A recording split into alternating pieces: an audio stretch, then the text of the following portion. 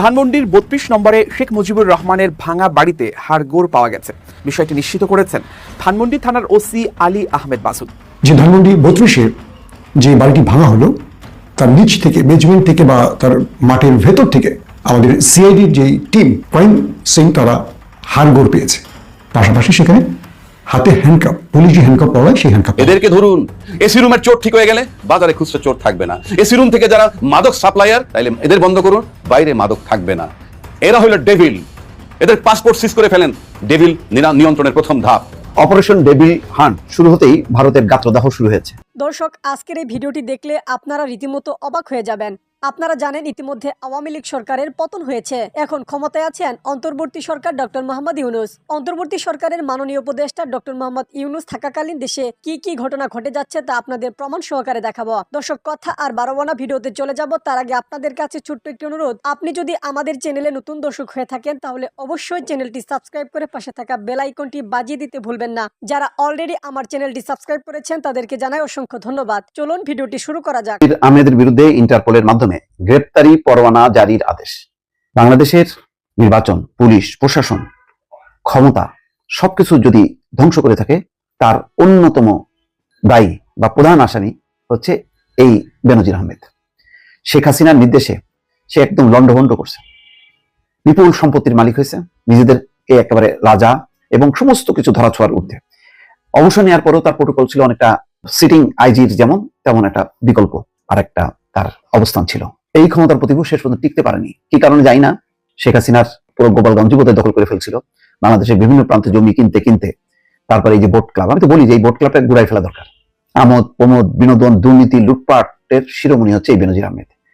এই বেনজির আহমেদ, তার একটা অডিও রেকর্ড ফাঁস হয়েছে, সেখানে বলছে যে প্রশাসন, পুলিশের 90% হচ্ছে আওয়ামী লীগের লোক।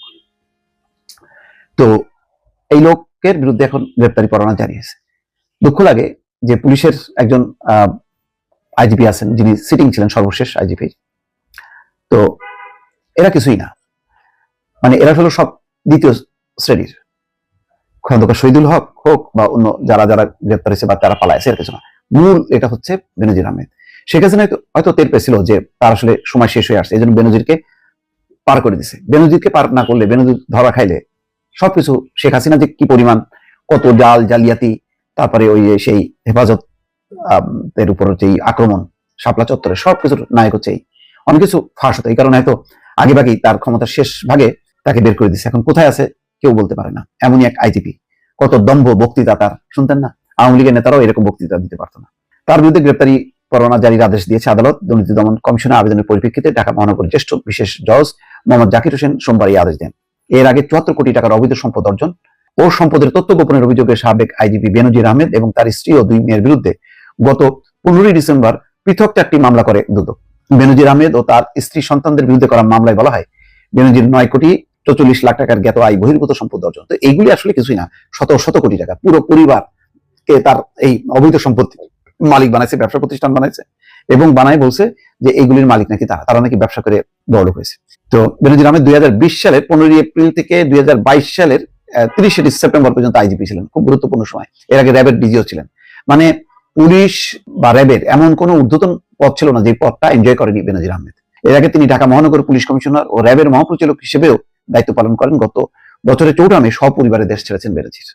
এখন ইন্টারপোল এর মাধ্যমে গ্রেপ্তারি পরোয়ানা জারির আদেশ হয়েছে। এখন দেখা যাক রেড অ্যালার্ট জারি করে কিনা বেনজির আহমেদের বিরুদ্ধে। যারা এসি রুমে বসে ঘুষ খায়, তারা সচিব লেভেলের যারা ঘুষ খায়, তারা কিন্তু পাজেরো জিপ দিয়ে চলে, দামি দামি গাড়ি। এখন তো আর পাজেরো নাই, এখন প্রাডো, তো আরো দামি দামি গাড়িতে দৌড়ায়। এবং তাদের নিরাপত্তা এত বেশি। চোরেরা তো নিরাপত্তা কেন? তারা প্রজাতন্ত্রের কর্মচারী, বাসে চড়ে যাবে, টেম্পুতে চড়ে যাবে। এটা হওয়া উচিত এই দেশে, মানে একটা দেশের বৈশিষ্ট্য, সেটা আমাদের নাই। এখন আমরা যদি বলি ডন বলেন, ডেভিল বলেন, লুটেরা বলেন, তারা কারা? যারা এসি রুমে বসে চুরি করে, যারা এসি রুমে বসে প্রকল্পের টাকা খায়, যারা এসি রুমে বসে মাদকের সম্রাট হয়ে যায়। এই সম্রাটরা যদি না আনে মাদক এই দেশে, তাহলে খুচরা বিক্রেতা, যে ছেলেটা সংসার পরিচালনা করে, নিজের জীবিকা নির্বাহ করে, নিজেও খায়, শেষ হয়ে যাচ্ছে যুব সমাজ, শেষ হয়ে যাচ্ছে তরুণ সমাজ। আর যারা এগুলাকে বড় ইয়েতে আমদানি করেন, তারা কিন্তু এসি অফিসে বসে, সোনার গায়ে বসে মদ খান, সিঙ্গাপুরে ব্যাংককে গিয়ে মদ খান, খাওয়ার পর কত ক্ষতি হয় সেটা মেডিকেল চেক আপ করে দামি দামি খাবারকে রিকভারি করেন। ডেভিল তারা। এই তালিকা এই দেশে আছে, সবাই জানে। Operation devil hunt. সেই প্রসঙ্গে আমি বলছি, যে সমস্ত চোরেরা, আমি বলি যে সমস্ত চোরেরা এসি রুমে, ওয়াসার এমডি ছিল একজন তাসকিন, সে তো জেনুইন চোর, তো সে তো এসি রুমেই বসে থাকতো। বাংলাদেশে কারো বুকের পাটা ছিল? পুলিশের কোনো আইজির ক্ষমতা ছিল? দুর্নীতি দমনে কোনো কমিশনের চেয়ারম্যানের ক্ষমতা ছিল? কিসের অপারেশন ডেভিল হান্ট? এদেরকে ধরুন।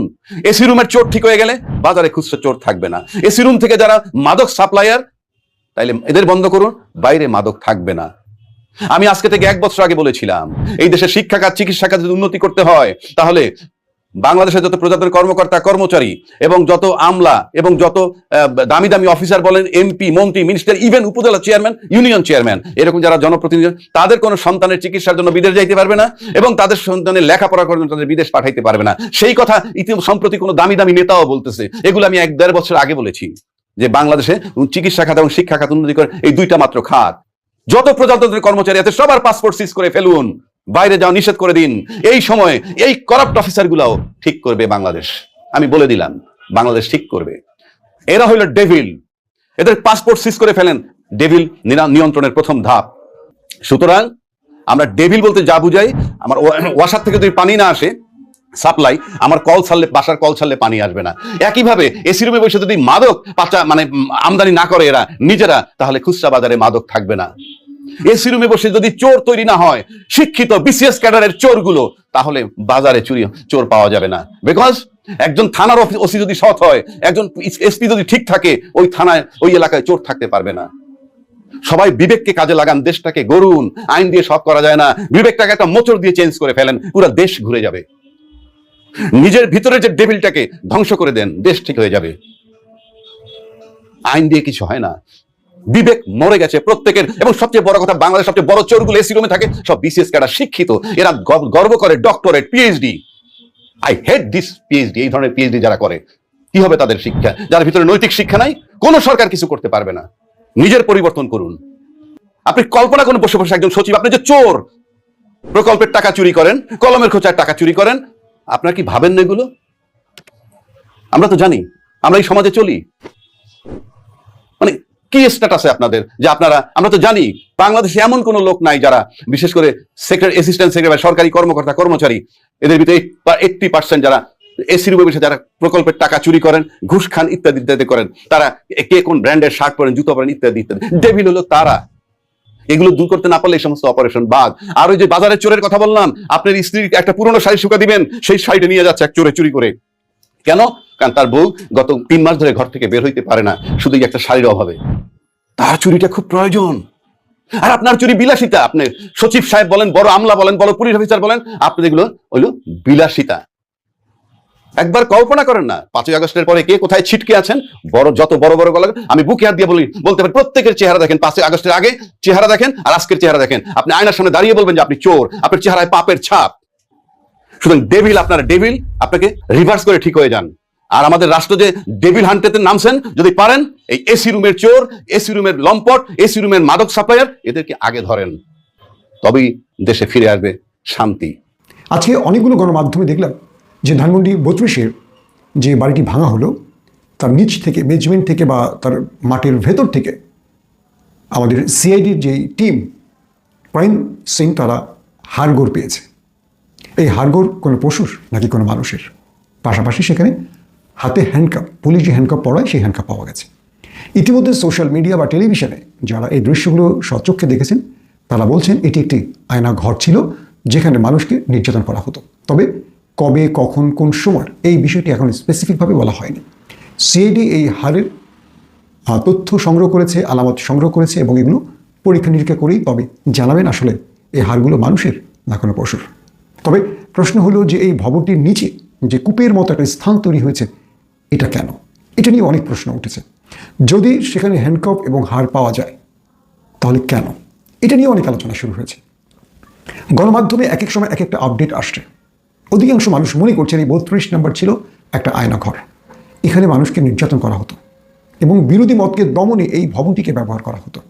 তারই আলামত হিসেবে এই হ্যান্ডকাপ এবং হাড়গোড় যে পাওয়া গেছে, সেটাকে ইঙ্গিত করছেন প্রত্যক্ষদর্শীরা। এখন আমাদের সিআইডি সহ রাষ্ট্রের আইনশৃঙ্খলা বাহিনী, ফরেন্সিক ডিপার্টমেন্টগুলো এই ব্যাপারে সঠিক তথ্য দিতে পারবেন পরীক্ষা নিরীক্ষার পর। দ্বিতীয় যে বিষয়টি নিয়ে আলোচনা করতে চাই, জাতিসংঘের বিশেষ যে টিমটি বাংলাদেশে এসেছিল এবং তারা জুলাইতে যে গণ অভ্যুত্থানে হাসিনা সরকার প্রশাসনের মাধ্যমে বা নিরাপত্তা বাহিনীর মাধ্যমে ছাত্র জনতার উপর দমন চালাতে গিয়ে যে নির্মমতা দেখিয়েছে, এটাকে মানবাধিকার বা মানবতা বিরোধী অপরাধ বা মানবাধিকারের যে সর্বোচ্চ লঙ্ঘন, এটিকে ইঙ্গিত করছে। জাতিসংঘ বলছে শেখ হাসিনা তিনি এই অপরাধ করেছেন, যে অপরাধে দখলদার দেশটির প্রধানমন্ত্রীর বিরুদ্ধে আন্তর্জাতিক আদালতে গ্রেফতারি পরোয়ানা জারি করা হয়েছে। ঠিক একই কায়দায় এবার ফেঁসে গেলেন শেখ হাসিনা।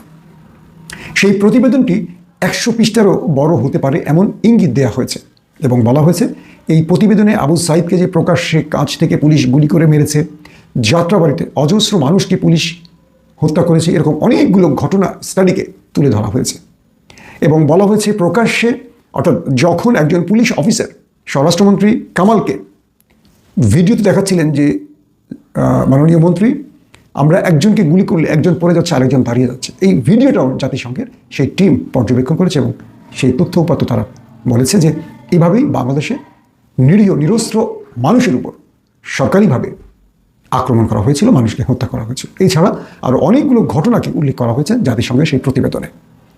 এর মাধ্যমে এটা প্রমাণিত হয়েছে যে জাতিসংঘ হাসিনার যে মানবতা বিরোধী অপরাধ এটিকে প্রমাণ করেছে এবং শীঘ্রই এই প্রতিবেদনটি আসবে।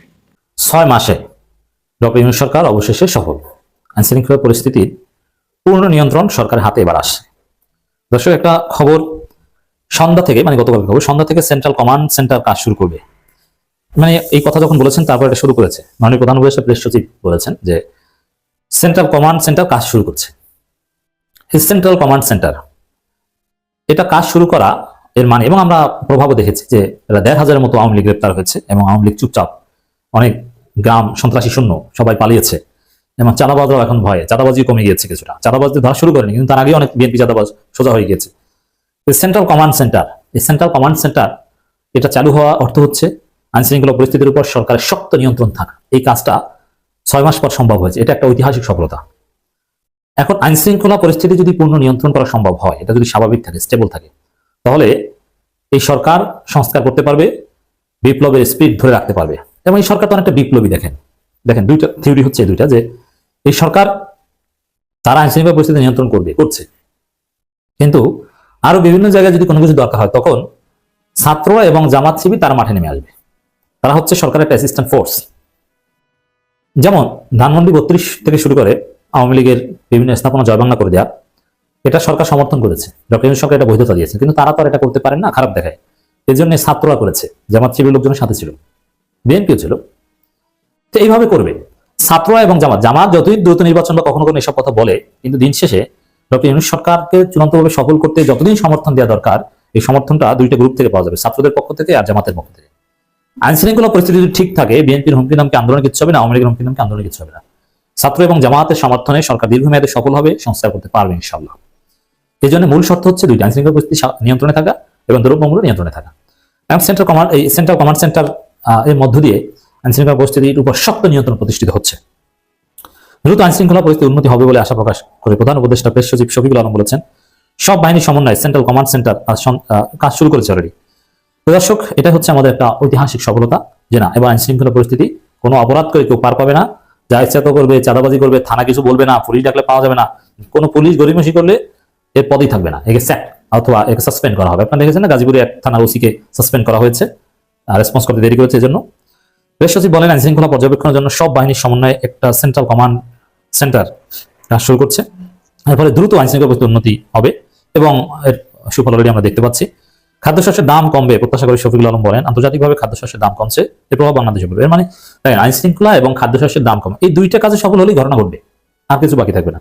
এই দুইটা দিকেই সরকার হাত দিয়েছে চমৎকার ভাবে। তিনি আরো বলেন, গত 5 মাসে অর্থনীতি ঘুরে দাঁড়িয়েছে, এর মধ্যে 10% উন্নতি হয়েছে অর্থনীতির, অর্থাৎ সফল হচ্ছে, অ্যাচিভমেন্ট। অস্বাভাবিকভাবে সরকার সামনের দিকে আরো সফল হবে, যেটা আপনার কল্পনাও করতে পারবেন না অন্য কোনো সরকার। দর্শক, সম্পূর্ণ ভিডিওটি দেখলেন, আশা করি বিষয়টি বুঝতে পেরেছেন। এই নিয়ে আপনার গুরুত্বপূর্ণ মন্তব্যটি অবশ্যই কমেন্ট বক্সে জানিয়ে দিবেন। ধন্যবাদ।